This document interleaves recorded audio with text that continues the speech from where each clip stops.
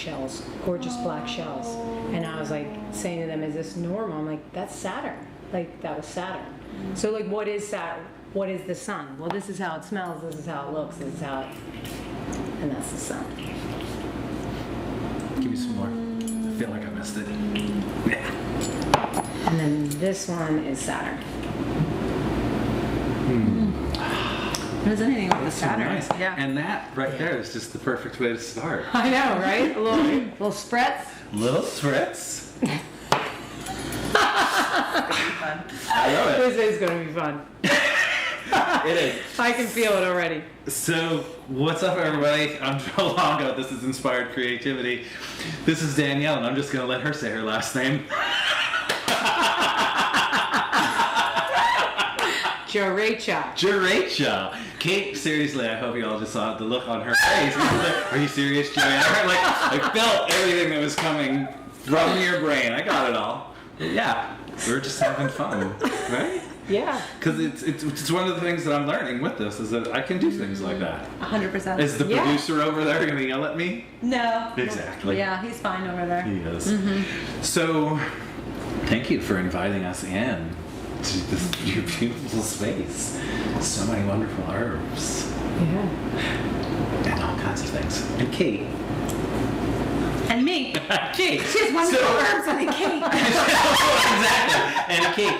So, if you listen to any of the 30 Days of Inspiration, the end, Kate was on twice, and Kate and I did a little chat at the end, overview, and then I told you all that Kate would be showing up in some episodes just because. That's like, where's Waldo? Right, herbs and Kate. Herbs and cake. Might be a thing.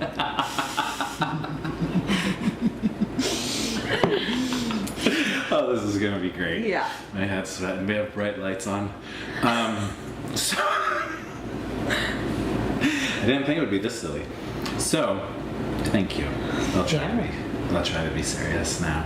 But Kate recommended that we chat because you're doing so many amazing things. And when I started the 30 Days of Inspiration project, one of my I'm a Pisces, so I have all of these ideas and things. And when I first started, I'm like, I'll have everyone that I talk to then recommend somebody else that I can talk to, and then I'll just have all of these people that I can just keep talking to. But pretty much you're the only one. Yeah, because I was like, you have to call Danielle. Yeah. That's how that happened. Yeah. Because there's so much going on here with when you think about like creativity and the forms that you've done, which we'll talk about, and like where you're emerging, and you have so much wisdom. She's do you do hashtags in the beginning or the things in the beginning? We can do whatever we Mothercraft? want. I mean, they should just go now to Mothercraft. Well, yeah, if you're Insane. listening on If you on one of those wonderful podcast apps, totally go to the website. Because right then you now. could see what she's offering, and you would really feel like the beauty of what she offers while we're listening. And that's why Kate's here, because Kate's smart. She's got one of those big brains.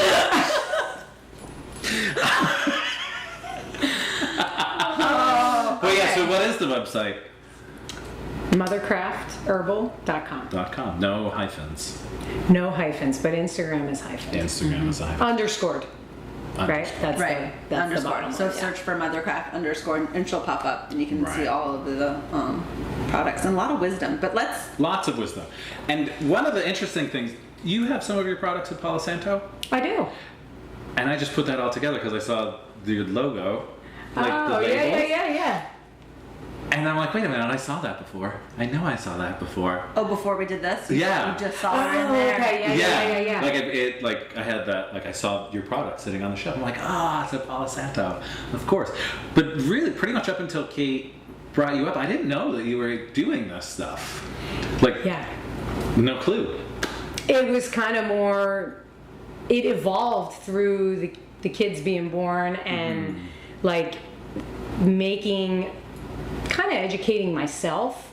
And then I guess when Noko came along almost 3 years ago and her eczema was so bad, that's when I was like, okay, I need to like really kick this up a notch and like study and know what she needs. Like, cause she needed something for her skin, and over-the-counter stuff wasn't cutting it. No herbal stuff was cutting it, and I knew that I could help. I just needed like more than what was in my library.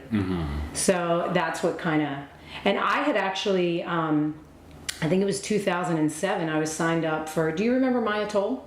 I mean, I know you know Maya. It sounds very You familiar. studied with Maya, right? I did. Do you remember when I used to do sessions over in Chestnut Hill? That was Maya's shop. Oh, okay, yeah. The apothecary garden, right? Yes. Yeah, back before the herbiary. So I was supposed to do her her herbal program, and I backed out last minute because I was still like, that was the year I opened the salon, and it was just not going to happen. It was like weekends, and I had to kind of go, okay, I need to like put my energy where it needs to be right now, and I'll revisit this.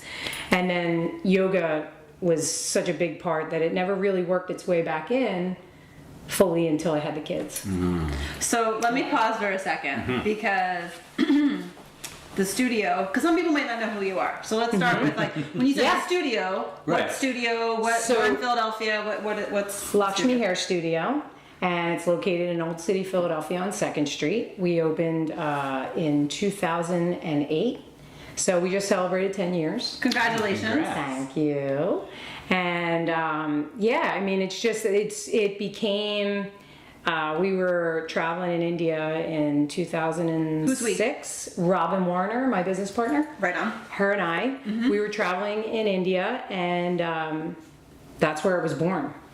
And then we came home, and it was like a year later, it was a thing. Can I ask you a question? Yeah. I've always kind of wondered. No, seriously, because Daniel, who we all have in common. Yeah. If you're listening, that's not fun, but you could search him on the. What Danielle are we talking about? Sitar Magic. This is Danielle Shenkin. Also a great podcast as well. He is. Absolutely. I remember before I met Danielle, he's like, I have my friend Danielle in the Lakshmi Hair Studio, and I was like, it's kind of badass to name your hair studio Lakshmi. Right. So when you were in India, did the name just?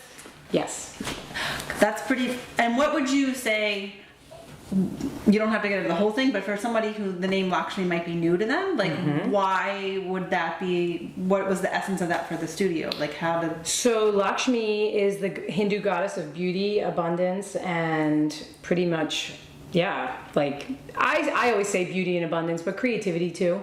I think of Venus when I think of Lakshmi. Oh, okay. So yeah. And being in the beauty business since 1995, and we met a woman who was a widow in the south of India who was doing facials and massage, and she was shunned by the community because she was a widow. So none of the locals would go to her, but all of the Westerners would go to her. We stayed in Varkala down, like it's cliffs on below Kerala. And so were you already studying yoga when you went over there, and that's why Yes. Okay, so who was your teacher? So at the time, I hadn't met my teacher yet. Okay. So I had done, I had been just practicing mostly at like Dhyana, Wake Up. So you were like the beginning of your yoga journey.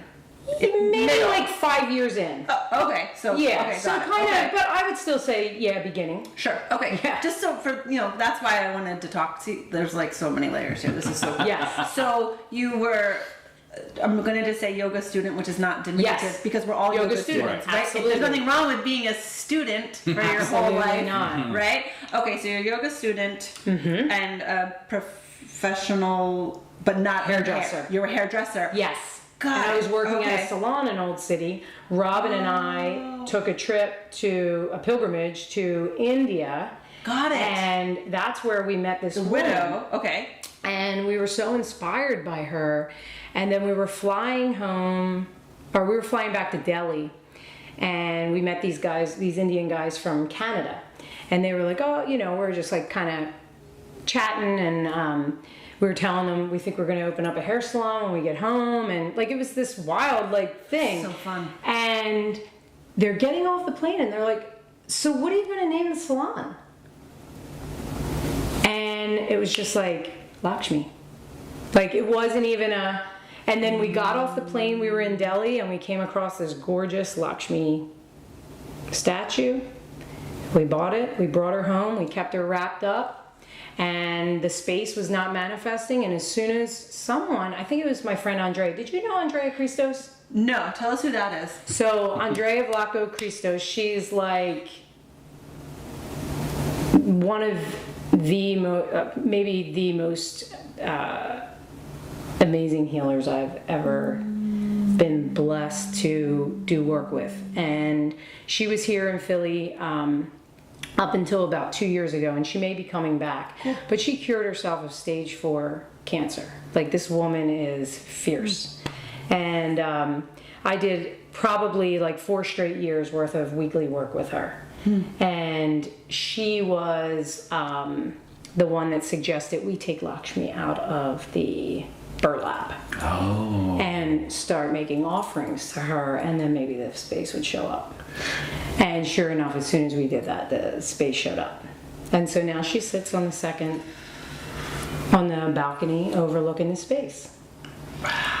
So yeah, so it's the deity, the goddess herself, but it's also was an ode to women and kind of honoring this woman who still showed up every day. She still showed up every day for her passion. She went to the farmer's market every morning and got fresh herbs to put on your face.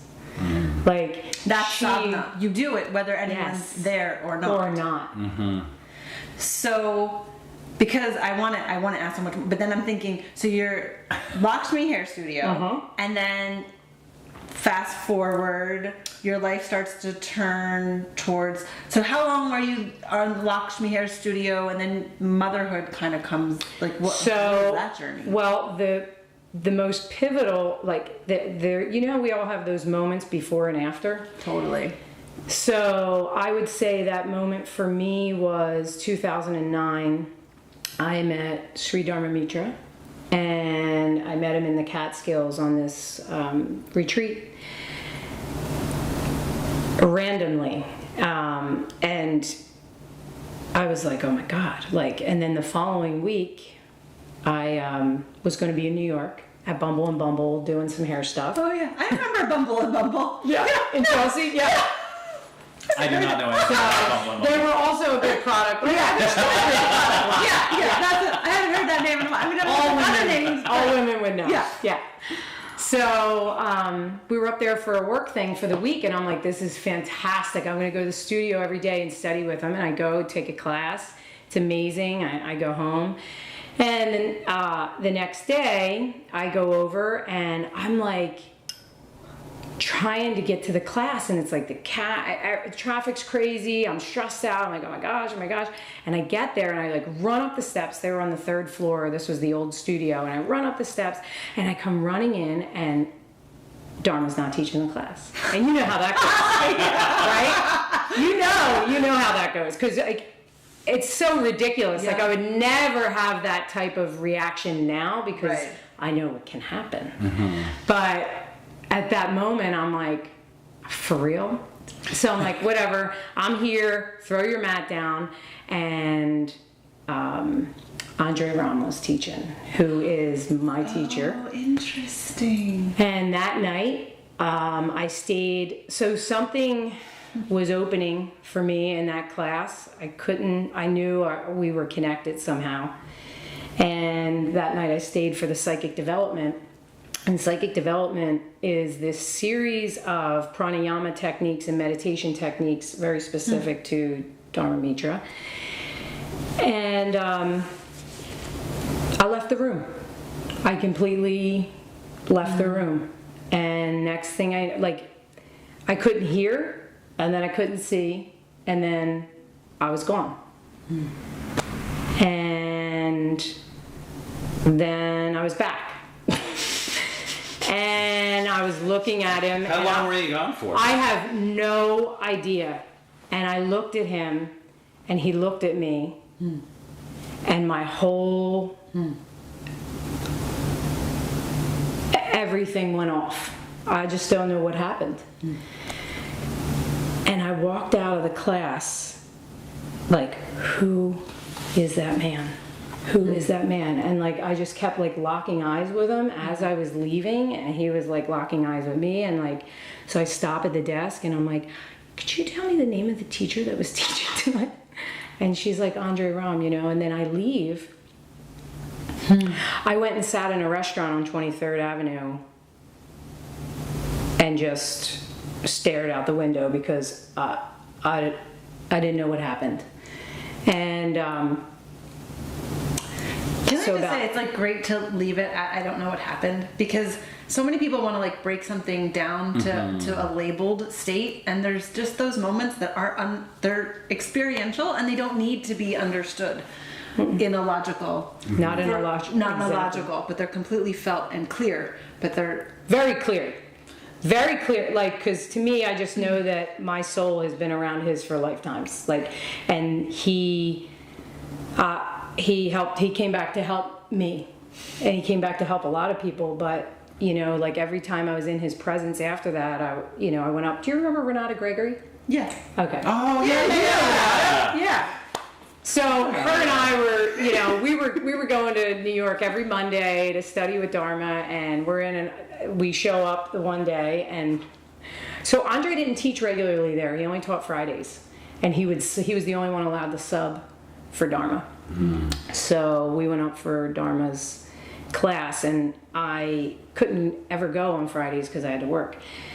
And we come in, and Andre's teaching. So again, another surprise, and all I know is I woke up on the floor, and everybody was around me. Oh. And Shaktipat, you know what I mean? Like,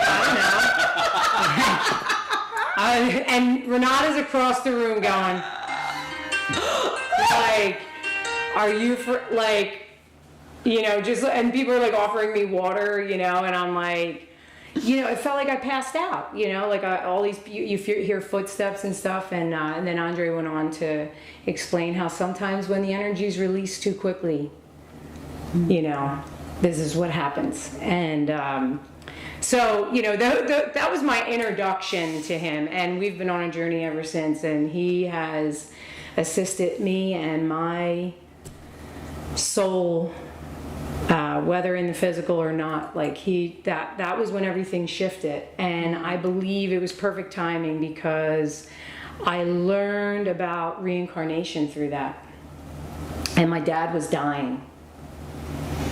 So for me, the practices, the yoga nidras, the long extended meditations, so Dharma always says that the greatest antidote for impurities is yoga nidra. This is how we get rid of our impurities. And so I was able to help my dad die. Oh, beautiful. With the yoga nidra practice, and he would actually call me every day and ask if I was going to come up and do the yoga nidra with him. Oh, that's beautiful. And I knew it was because he was able to leave his body. Right. You know, he was able to be out of the pain for a little while, and it enabled him to do whatever work he needed to do on that level, you know, so that he could go. And that it's a process. I mean, there's so much we could talk, but like that, allowing the death to be a process. A process. We kind of think it just happens, but it's actually, if you're held, Yes. right, and it's available, it's a process. And you can know, like I had studied about reincarnation for years, but my relationship with Andre confirmed it for me. So having that belief when someone like your father is dying is really helpful, because I was able to see it as this was not an ending. This was not the end. And not that I wasn't sad, but I was way less sad than I would have been had I have still been in this belief pattern of, well, I read about it, but I don't know if it's real. Right? So it transformed into a belief for me through experience. So that time period was and then 5 months later I met Ravi, my husband. Wow. And then 1 year later we were married and having a child. You really fell right in the flow of... It was like someone blew the doors off that time period. Yeah. Yeah. Let's take a moment right here. Okay. Yeah. All right, so we're back. We're back.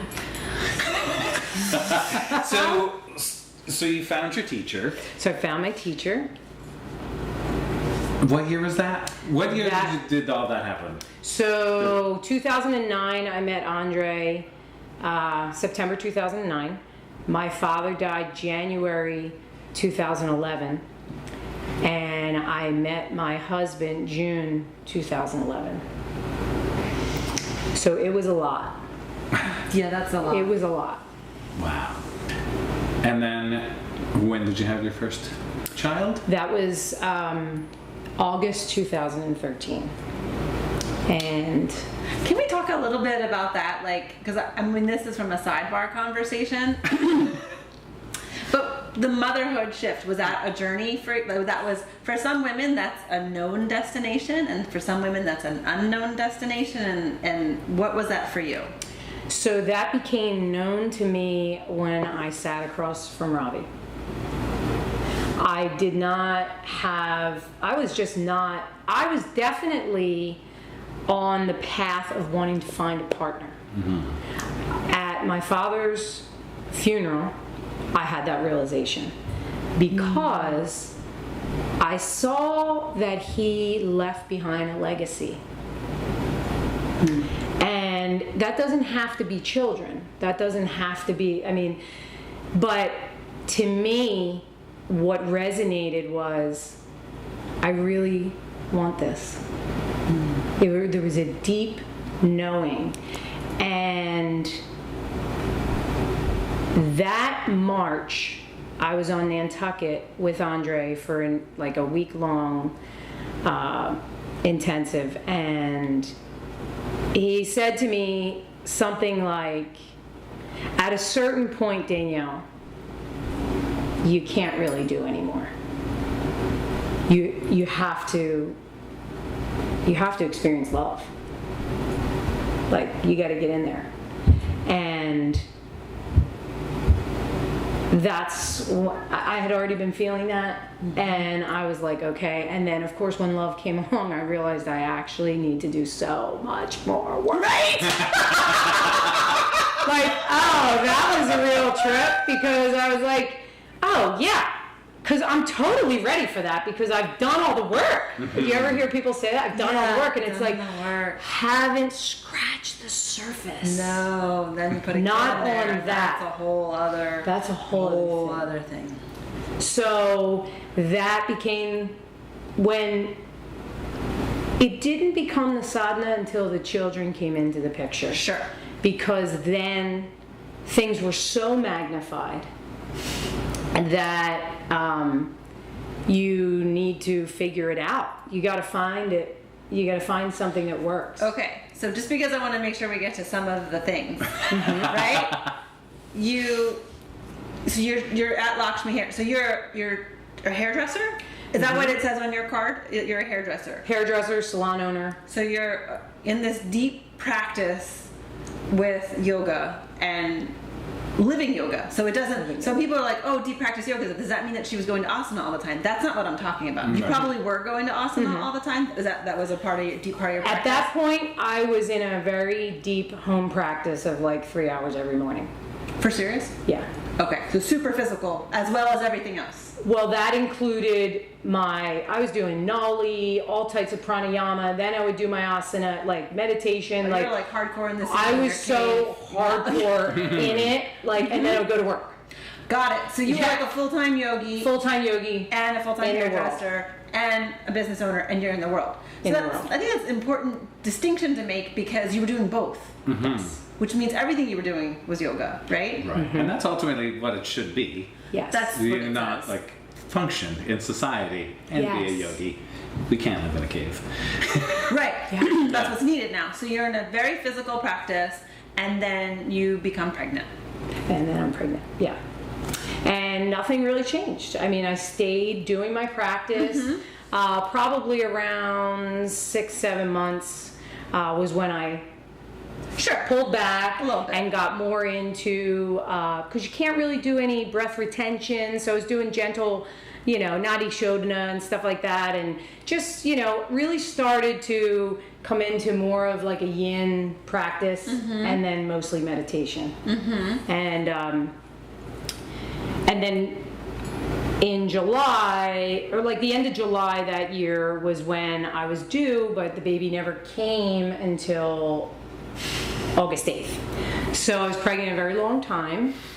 They like to hang out. She's a good mom, so they like to hang out a little bit longer. They don't leave. Yeah. And so I started to have some sciatica prior to that. And, you know, everyone's like, oh, that's normal in the pregnancy. Blah, blah, blah. Don't worry about it.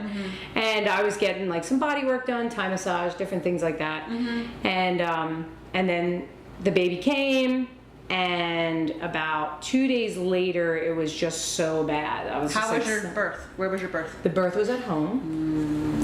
And it was going to be in the water, but then it ended up on the bed. And it was so bright. I don't know why I thought he was going to be born at night. We lived in a condo that faced south. It was all windows.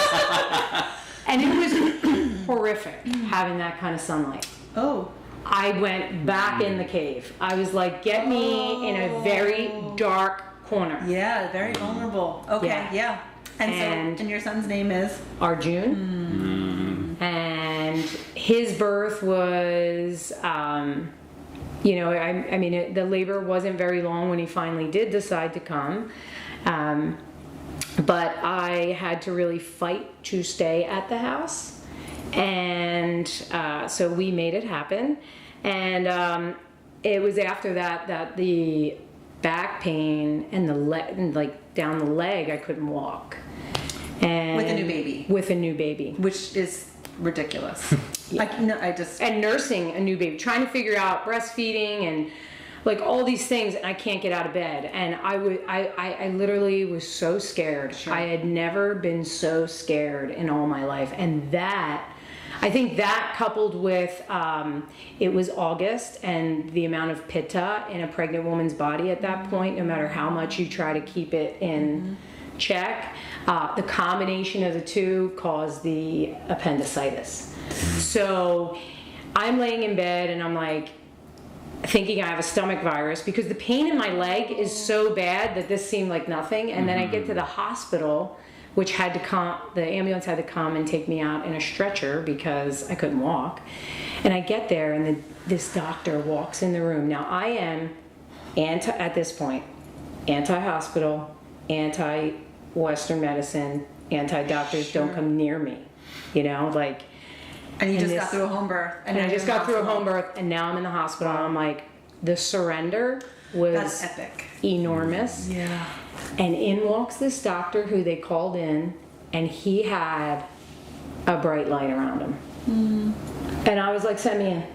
I'm ready. Take whatever you gotta take. Like, just take it. Like, because I knew he came. I was just like, he's here. Plus, you were still in the veil. There's a veil of postpartum, especially when the baby, and so it's like you get information and it's different. It's there. Yeah. And I'm like laying on a stretcher with a baby hanging from my boob. Sure.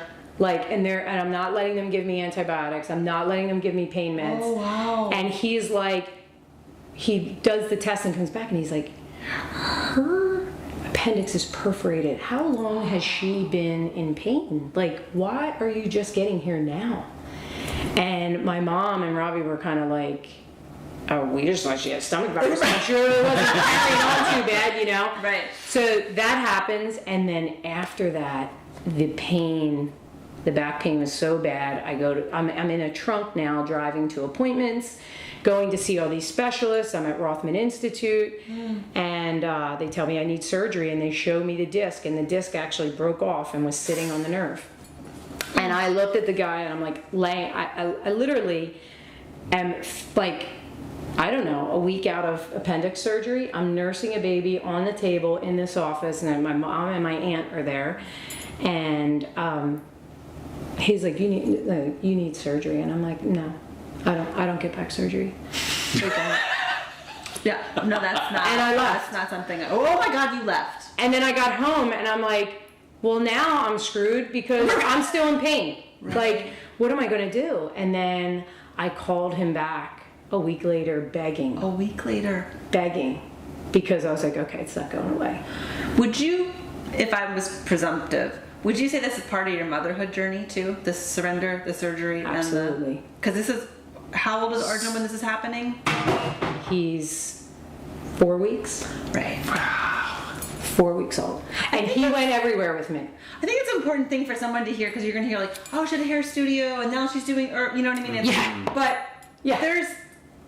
there's so much. I think that's what I really like about how Joe does this, is that you get to learn what people are going through and the stamina and the determination, and also why when we get to talk about your herbs, like when we say that there's wisdom behind it, it's the wisdom that comes from it's pain. Yeah, the experience. It's the experience of it. So you get back surgery. And I'm immediately relieved, by the way. Immediately relieved. And I want to, and then that doctor comes in that morning, and Ravi was cracking up. It's the doctor from the Eagles, Vaccaro, Dr. Vaccaro. Well, he looks like JFK Jr. And I was so happy to see him. I was just like, it was funny how for someone who was so against all this stuff, my attitude going into the surgeries were total surrender. I did finally get to the surrender before I went in, and I think that helped with the journey of it, but it was still so, like, Ravi thought I was never going to walk again. So he was, he cried like 4 months later, like totally lost it. It came out, and he was just like, I just thought I was going to be taking care of you and a baby. I just couldn't really, and then it was that journey of that year forward of remembering Dharma saying to me, one day you're not going to have your physical practice, and then what? You better have a backup light. And so I had to go in my heart again. I had to, I knew I had all the techniques, but what might have happened is, who knows, but when we're attached to things, we don't learn the lessons, right? So I was attached to that physical. I thought I was going to be this mom who came back to yoga right away, and there was all the, I said to Ravi at one point, well, if I can't practice, who am I? Because didn't you say you were doing dropbacks? Yeah. So you were your body, and you were my flexibility caused a lot of problems. Oh. I didn't have the strength along with the flexibility as well. So that's what this process taught me too. It was really refreshing, frustrating and refreshing to come back to learning how to touch my toes again, and because when I came to yoga, I was flexible. So there was no real journey to get to, in the more advanced postures, but I understand what in you're general, saying. I could go to a class and not feel like I was disoriented after I left. Right. So there was respect. And when you said the backup light, what were you referring to? What did you start to work on? The right side of the heart, that space. The right side of the heart. Yeah, not the heart, the spiritual heart. And going back in there, and that's what got me through, because I was now throw on not sleeping with a newborn. Forget it. So that first year of postpartum anyway is beyond. And then 2 surgeries, I never even healed from the birth before I was having surgery. So it brought me back here quick. And then that was when I was cleaning the condo one day, and off the bookshelf falls my chart. And I always had my chart reading done every year with Chakrapani. Chakrapani Ulal is he just passed away last year, and he was everybody's teacher pretty much. And Toby Lerner, who owned a store, a clothing store here in Center City, was a client at the salon I used to work at 20 years ago. And we got talking, and she gave me his information, and that's how I went down to Washington, D.C. He was from L.A., and I went down to Washington, D.C. while he was visiting and got my chart read, and I met with him every year after that. And when the chart fell on the ground, there's this dasha system in Vedic astrology. What's that? Just a little. It tells you what planet is ruling at certain dates in your life. Okay. And when it hit the floor, I looked at the date and it was July 3rd, 2013, which was when the sciatica started. And that's when I moved. I was in Mars Dasha and I moved into a Saturn Bhukti. And Saturn for me aspects my first house of my physical body. It's situated in my 7th house of relationships. And it also aspects my 4th house of my inner nature in the home. So wherever Saturn is situated in the chart is where he teaches you. Harshly sometimes, if you don't understand and propitiate him. But once I learned that, then the experiences were different. But, so if I can jump in just with really quick. So when you said once you learn that, so let's say there's someone's chart has something like that.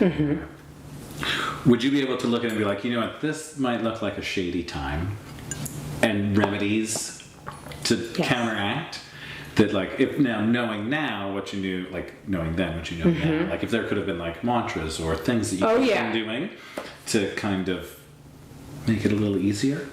I wish I had the mantras at that time, because what has helped me tremendously through, I'm also now, and we can talk about this later, where I'm at astrologically has a lot to do with Saturn too. I learned how to work with Saturn, and now he feels like an ally. Shani is like, you know, like I appreciate all of it. So then it just felt harsh. Then it felt like, why is this happening to me? I don't understand. I'm falling apart. What's going on? Right. My marriage is being tested. My physical body's falling apart. My inner nature is just a mess. Saturn. It's Saturn. So when I saw that, I went, because I knew a little bit, to go, oh my God. And then I was like, probably within that week, trying to figure out how I could study Vedic astrology. So then Vedic astrology comes in, and it's also called Jyotish. Jyotish. So somebody might hear that and not know that that's Can you tell us a little bit about how Vedic is different than Western? Yes. So Jyotish is the science of light, and the Rishi. So it's most of the information that we have come from the sacred texts, from the Vedas, from the Bharat Samhita and all these other texts. And the rishis, just like they received all of the other yogic information, I mean, this was all downloaded. So was, they just sat under the constellations, and that's how they received this information. And Western astrology, so it's based on fixed stars. So if I look up if I know that, Saturn is in Virgo in astrology, and I look up in the sky, that's Jyotish. It's where it says it is.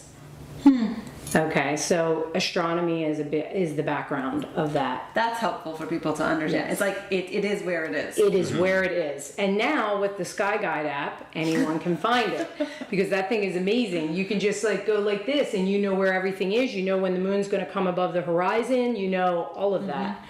So whereas with Western tropical astrology, they're going by the equinoxes, which change. So there's a 23-degree difference. So typically where Aries starts, say at March 21st in tropical, it's probably not starting until around April 15th in Jyotish. Yeah. I'm gonna just jump in here for a little bit, because if somebody's like, wait, one of the things I really appreciate when I see you do this a lot on your Instagram feed, which is the Mothercraft, is how you make it accessible. Now, you also have an Irish background, if people aren't watching this.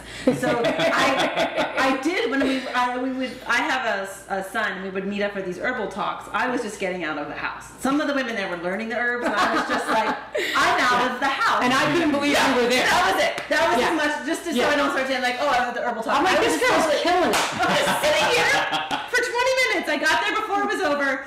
Check, success. But while we were there, I was starting to get to know you a little in a different way, and you would be telling these stories. And I remember saying to you, this is before you went to Ireland, like you storytell, you're like, oh, that's my Celtic side, which got super, I'm sure other people have said that too as well. Yeah. But I've heard Vedic astrologers talk, but there's something about the way that you can wrap it into like, you know, you can start doing houses and placements, and then you're like, so what that means is, and then you start to give it in a way that I'm like, oh, and sometimes I like go back and look on it. I can start to just be able to use the information that you're given. Yes. You know what I mean? So we don't all have to study it, but we might be interested in trying to figure out the remedies for ourselves and how to use it. So like, how can it be like, is it just, oh, I want to know my future? Like, what is your relationship, and maybe even how does it come in with the herbs, and like, talk to us, like you can talk to us a little bit about that. Now we can answer that question. Then it's perfect timing. And what was the question again?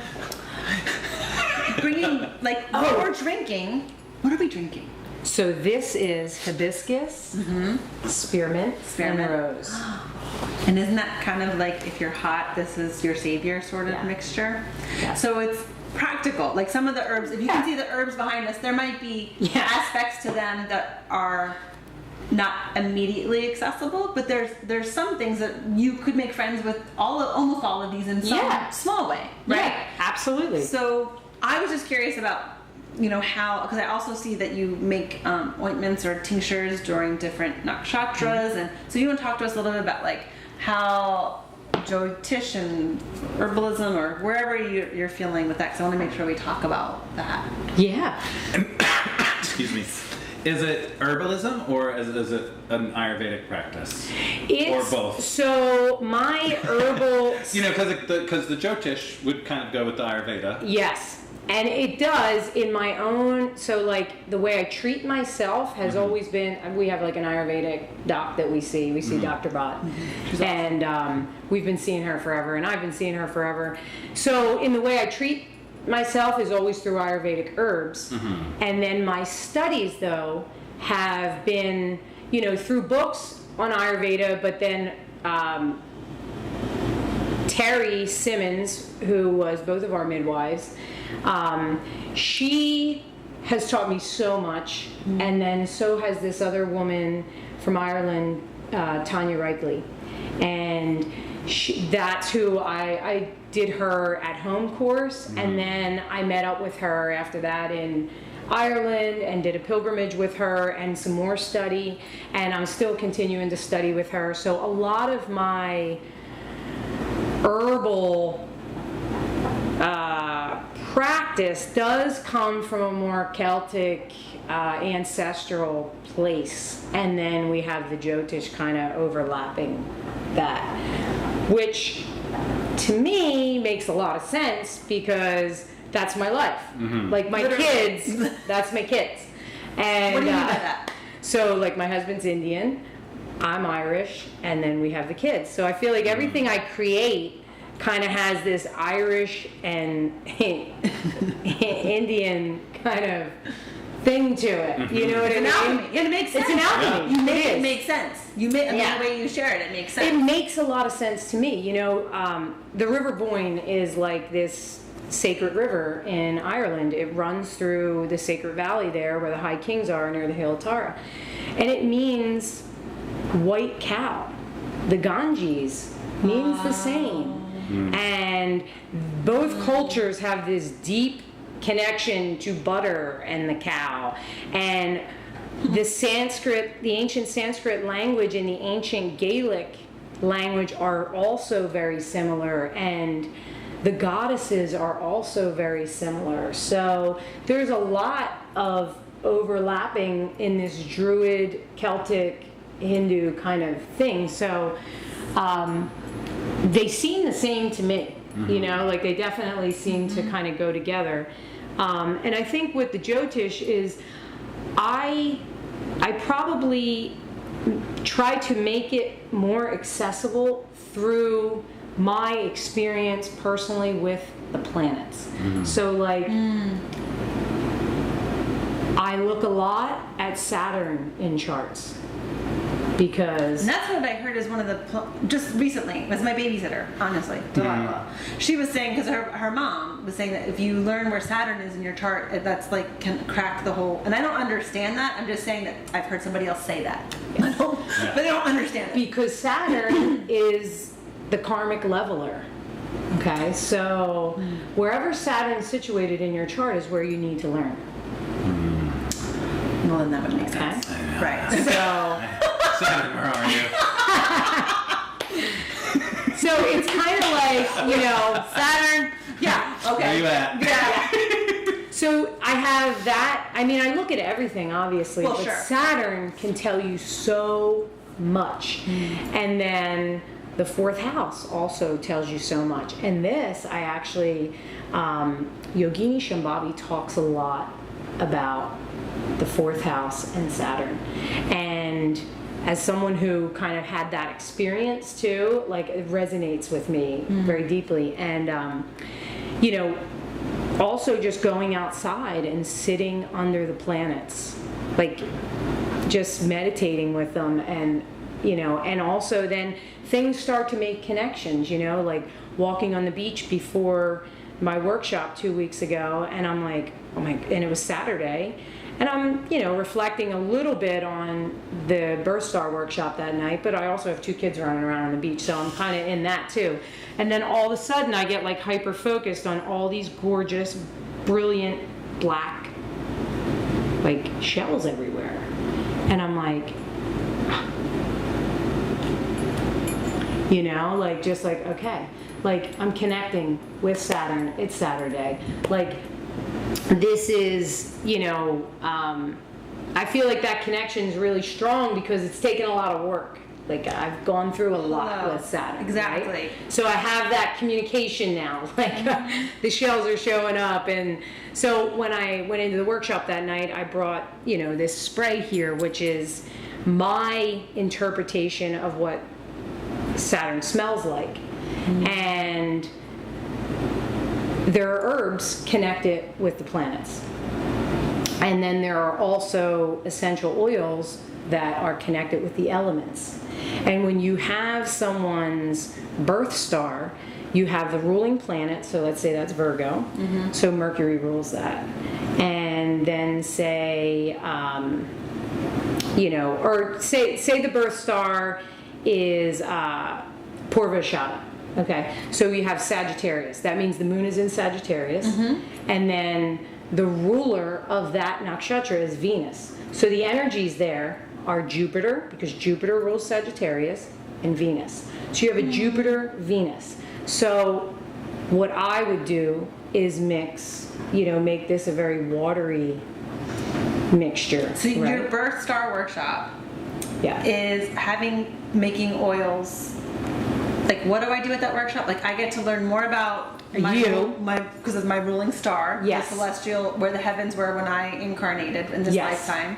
And then there's oils that go with it. So you kind of, and we all know that, like, when you smell, like they say, the olfactory sense brings you right back, right? So you're sort of stimulating that, and that, would that be a way to also reawaken connection, right? And it's also your way of now being able to understand like the planets. You know, it's a way to touch them. So they seem so far away, right? So I want to smell, like, okay, so here's the beauty aspect, right? I want to smell it. I want to touch it. I want it to be pretty. I want it, like, I want all that. So that's where the Vedic astrology and the herbs and the oils come together, because there's a way to communicate the planetary energies in different ways. So tell me about what Mothercraft herbal is then, with the herbs, and what is, like, how was that born? So Mothercraft was born through the kids' eczema. So my son, who's 5 now, was born, and about 2 months later had eczema. And my daughter, who's going to be 3, Noko Moon, she, I have to mention her name because we mentioned Arjuna. What was her She name ever again? sees this. Give us her name again. It's Nokomis Moon, but we call her Noko Moon. It means grandmother. She is. And she's a grandma. Yeah. And if she Well, were from to what we were see talking this, she'd about be like, earlier. why didn't you mention my name? Yeah, That's right. Like, why didn't you mention my name? You mentioned Arjune's name. Where's my name? Right. So, but hers was beyond his. I mean, her body was covered. And I would go to naturopaths and all these people, and I would get blamed. It's your anxiety, it's this, it's that. You go to a Western doctor, which I didn't do with her. I did it with Arjun, but I knew better with Noko to not go down that road, because that just really ended in steroidal treatments, which don't help it. They put it away for a little bit and then it's back. So they were basically just trying to give me something to get rid of it, and then, you know, to go the route that I felt more connected to, I was feeling almost blamed. So then I was like, all right, I need to heal my kid. That's what this comes down to. And that's when I started to do more than just the cream. So like, I needed a salve for her. What I was making for Arjun then wasn't enough, you know? So I started to really work with the herbs to try to calm the inflammation and keep her comfortable till, you know, it eventually, you know, worked itself out or whatever. I didn't really know what was going to go on, but that also was extremely stressful because she was beet red and you feel judged. Like, people will be like, oh my God, what's wrong with her skin? It's amazing when people feel that you don't know. I'm like, you feel like they can say to you, Like, oh, really? There's something wrong? No. I don't know what happened to my child that I'm with 24 hours a day. I didn't Thanks notice. for pointing it out to me. I mean, like, literally, you must know this is a sore subject for me. Hello. And now here you go. Thanks like, for shaming me on top of the extreme Yeah. guilt that I have for my child. Like, it took everything in me to put a tank top on her today. Really? You know what I mean? I want to cover her up. Right. You know, so that's when I really started to, like, okay, I need to study. You know, I need to really put my head in this. And then I started to make the creams, and I'm born on a full moon, and it's always good for me to do like some type of sadhana on the full moon, whether it's just moon bathe or, you know, something like that to connect with that energy. And I knew that through, you know, the years of having my own chart done, but I started making the cream. I started making the cream as an offering. The triple goddess? Yes. And that's when it was like, okay, this is gonna be my practice. And then I brought it to the moon circle one night, and I was so excited. So it started as your own practice, just your own connection. Yes. Like as you were It was a helping your sadhana. child. It was It was a sadhana. And I made too much. So that night, I brought the jar. We were down in Brigantine. I think it was 2 years ago. They had the moon gathering on the beach. And I brought the jar to share with the girls. I wanted everyone to put some on them and have the jasmine flowing at night, you know. And again, trying to create that experience. And we're all at the back of this car, and everybody's like, oh my God. And I dropped the jar. And it's literally like all over the parking lot, shards of glass. And they're down there, like, trying to scoop.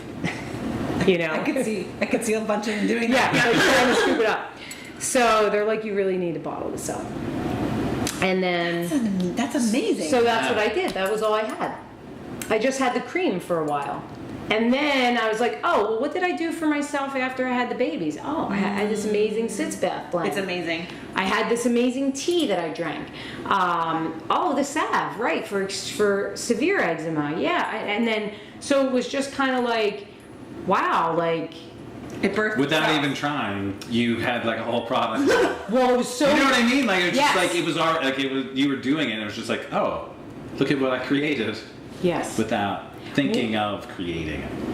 And that, I had a moment sitting in Shasta. We were talking about Mount Shasta earlier.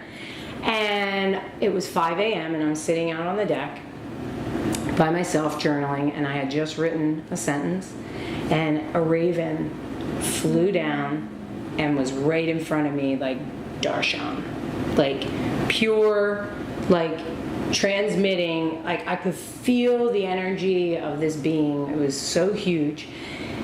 And I looked at the last sentence I wrote, and I was like, And I I was like, I got to do this. I got to actually put this into something, you know? And so I came home, and a couple weeks went by, and then I woke up, and I was like, Robbie, can you take the kids for a couple hours? I really feel like I need to work on some stuff. And it happened to be Guru Purnima, which is my birthday. That's like my lunar birthday. I'm born on Guru Purnima, which is just the full moon in, you know, June, July. And that day, 9 products in that day. The tea, the sits, the salve. And I don't mean that I crafted them all. They were all born. Like, they all came to be that day. And I was like, so it was like that raven. So the raven then became the raven oil. I did an oil for him as an offering because he kind of brought that in. And and then that I was just like, oh, okay, like I gotta help the moms. Like I needed a lot of help. Moms need a lot of help. Moms need a lot of help. And like, if this tea can soothe them, or if this can help their baby. And then I made the little glycerites for like the belly and the respiratory and the throat, the coughing thing. And these were just things that I always gave to my kids. But I'm like, oh. But see, that's the thing. That's what you want to give your kids, is when a mom says, I gave this to my kid, every mom's like, right. What is it? What was it that you gave to your child? And you said it worked? Yeah. So that's it, right? That's it. You just want something that says it works. That's it. I want to know, do no harm and make it better. Like, first rule is do no harm. So if you have another mom say, I did this, it's already, you're driving to get it wherever it needs to be. Yeah. And we used your stuff. We used the sitz bath and the tea, which I continued drinking because you don't ever not need it. Right. And we've used the cough and cold, and then the salve I used for, I had a scar, and that's what I use to minimize my scar because I had to have surgery done. So I'm just saying that, and I've referred other people, because when so much is going, let's just say it there, it doesn't have to be where it's going, you just want something that is reliable and safe for your children. And it's almost like, it sounds like this whole sadhana of your line, and I'm going to call it a line. It's Mothercraft. It just came through. You know, people are like, well, how did that happen? Well, through motherhood. Exactly. Yeah. Yes. Yeah. It was really just things that I used that helped me, and it's like, you know, you just want to be able to give that to someone else, you know, and I think that, you know, moving forward with it, there's been definitely more of a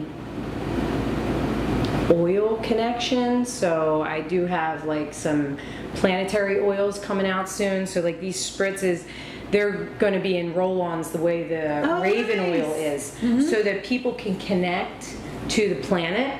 But then the other thing that won't really be available in stores, that will kind of only be available through like people that are coming for readings and stuff, is your birth star oil.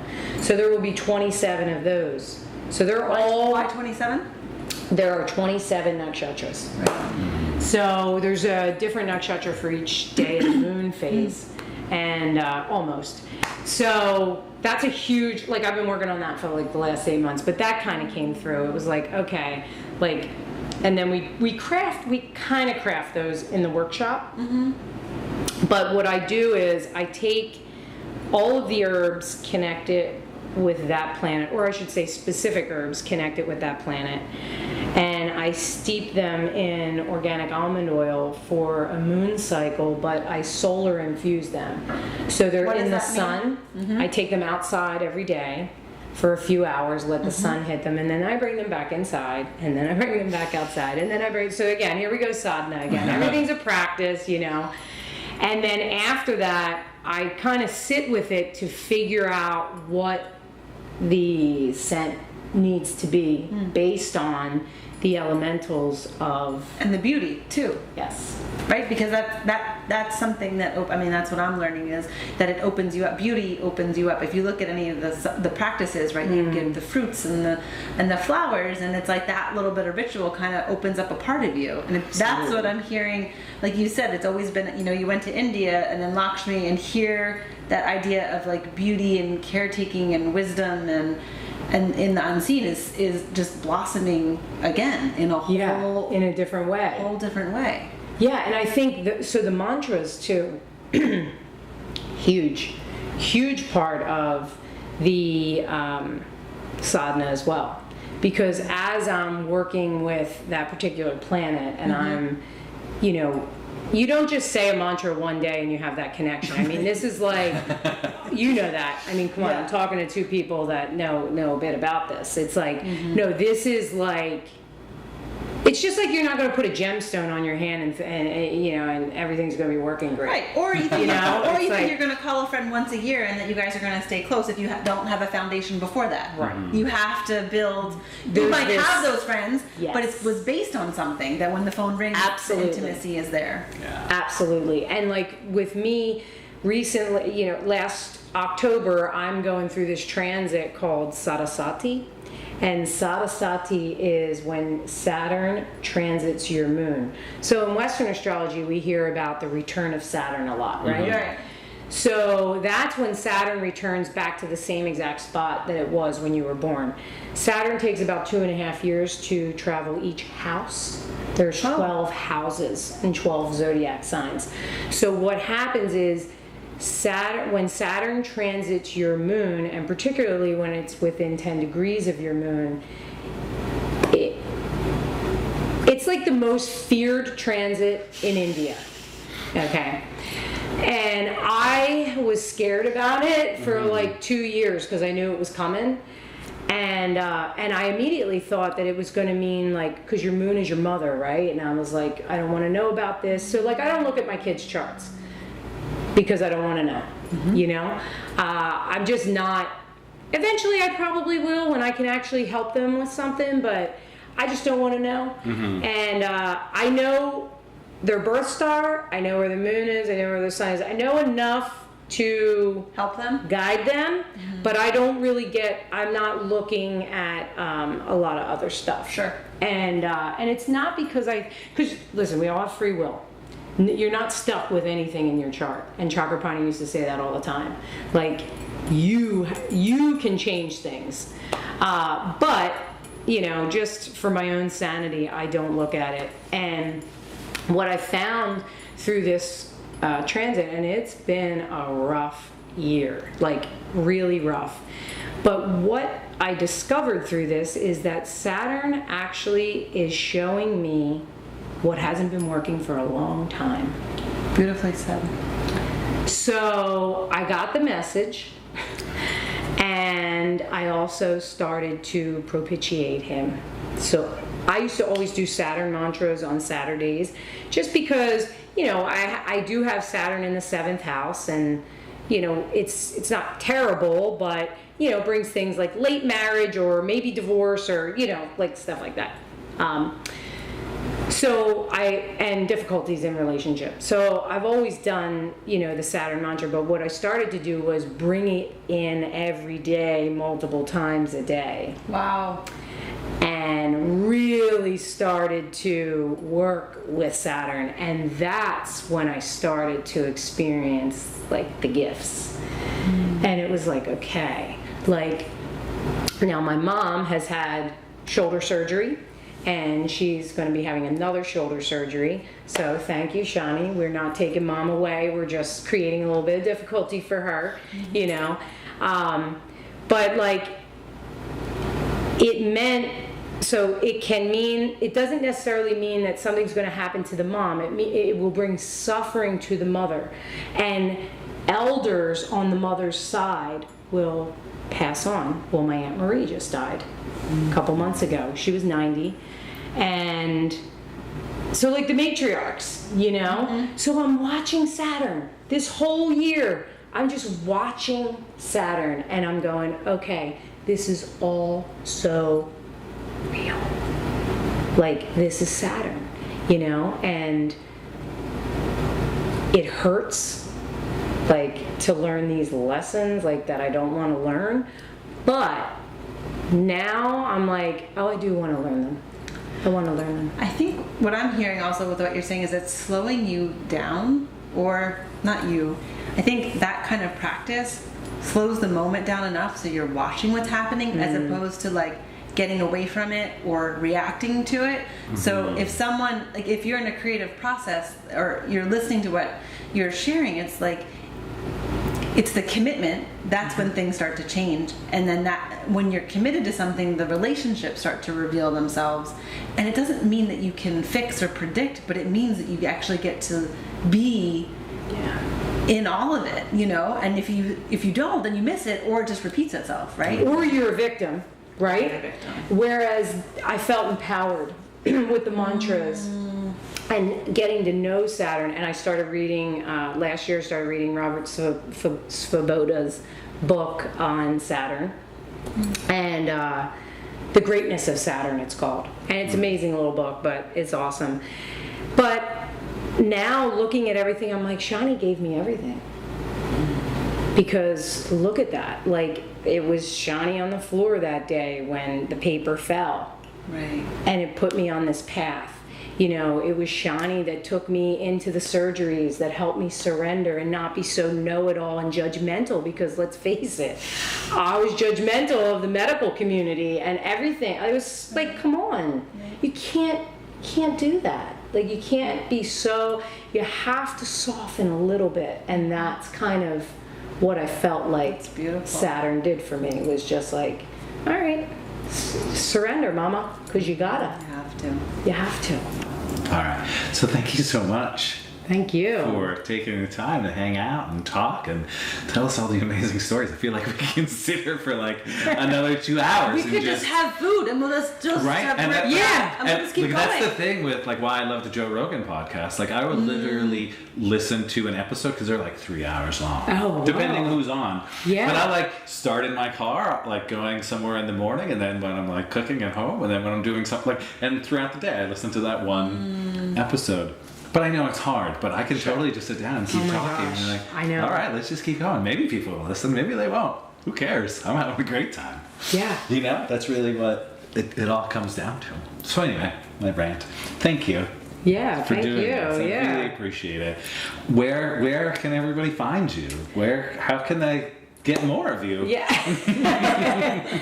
So I'm doing about probably one birth star workshop a month. That's kind of what I fantastic. keep it to. And I have one coming up. I'm still confirming the date for September at Moon and Arrow. I've done some previously there. And that's it for right now. I've mainly been really crafting these planetary oils and getting that situated. The labels are coming in. So I'll be launching those over the next couple weeks.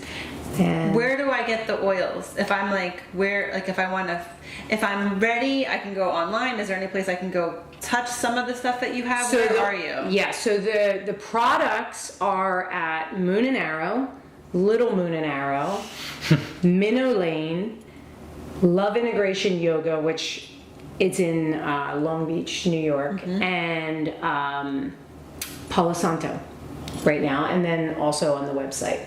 So I can ship wherever, and if I have any absolutely. questions, I can what if somebody doesn't know, or can they do consultations with you? Are you accepting that? Yeah, And absolutely. reading charts. Like if someone's like, well, that stuff sounded great. I want to know where my Saturn is. I know. What house is Saturn living in? What?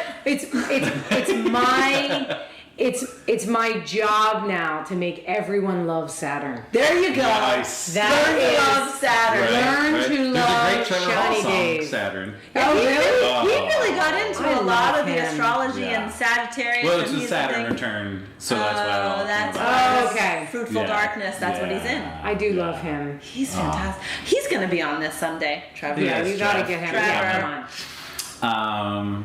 So we know where we can find your products. Yeah. The web address is. The web address is www.mothercraftherbal.com, and Instagram is mothercraft_herbal.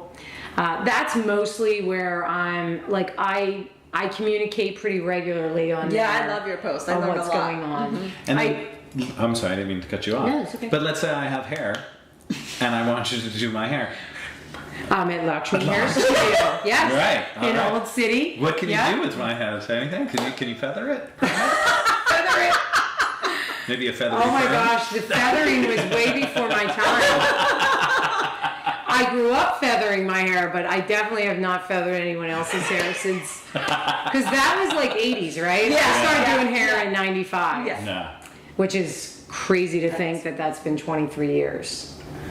But yeah, I feel as though it's my duty to make everyone love Shani Dave, and also to bring the heavens down to earth with the herbs and the That's cosmos. beautiful. Thank you for sharing with us. I really Yeah. appreciate it. It was really Yeah, fun. thank you. This so was much. great, Yeah. and I could have 10 more pots of tea Yeah. and just chat.